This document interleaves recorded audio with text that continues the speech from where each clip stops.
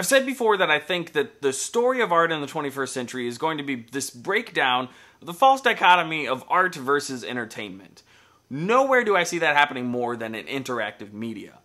Currently, though, interactive media is almost completely predominated by video games. Fortunately for us, there's a lot of scholarly thought, research, and writing happening about interactive media in the context of video games. So we can learn a lot from engaging those discussions, while the bulk of what will be interactive media doesn't even really exist yet. What I've discovered in this discussion is that I really have to reconsider almost all of the tools and ideas and vocabulary that I've used to engage static and passive media in the past. A fine example is the difference between plot and narrative. Traditionally, in prose, you don't have a lot of distinction between plot and narrative. The reader doesn't have a lot of agency. You can't decide on a different narrative. You can't really have a different experience of the book than most other people are going to have. Of course, this is slightly different in things that are written achronologically, but essentially, plot and narrative are almost identical in traditional media. However, this isn't a difference that only exists in interactive media.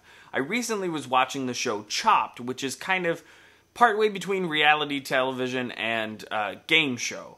And I was watching it just because a friend of mine likes it, and I was needing to fall asleep, so I put something on Netflix, and I was horrified and elated to find that it's got a strong disconnect between its plot and its narrative. For instance, in one episode, a woman, a competitor on the show, keeps saying behind repeatedly when she walks behind other chefs.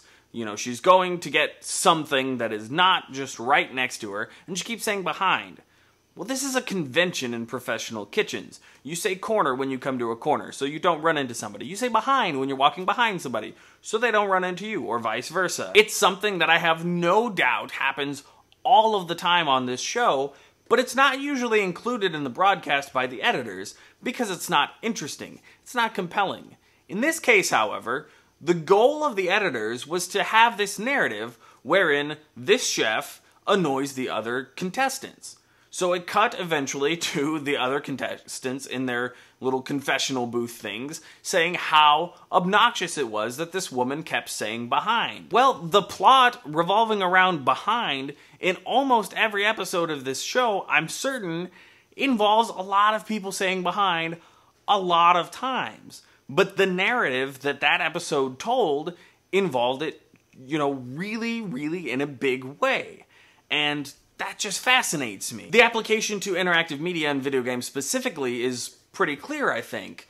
In most video games nowadays, there's a big disconnect between plot and narrative. There's a lot of plot that the game player, that the consumer of the interactive media, the engager of the interactive media, never sees. You make mutually exclusive decisions, and so there's plot that you never witness. Or you don't choose to go back to a town, and so you never witness that plot. This disconnect between plot and narrative is happening outside of interactive media. Chopped is passive media. However, there is a lot of plot that you're not getting, because the narrative is being told to you, is being tailored to, I guess, the least common denominator in the viewership. And I just find it fascinating to think of what's going to happen with reality television and with game shows and sort of the cross-section of the two when the viewer of these shows has some kind of agency. And you can watch Bob's story as a chef, or you can watch Jane's story as a chef,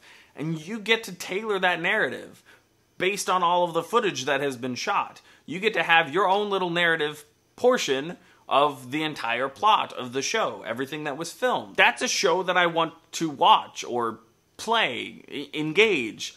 I don't really know what the vocabulary for that's going to be because it doesn't really exist yet. But yeah, I've been thinking of plot versus narrative a lot, and I think that it's fascinating, and I've said fascinating about 75 times in this video, but it really is to me. So I guess I just encourage you to go forth and really engage the idea of plot and the idea of narrative as separate constructs, and decide how you feel about the plot of something that you read or view or what have you. And also consider the narrative. Consider those as distinct elements and think about the way that they interact with each other and if that's good and how it could be better.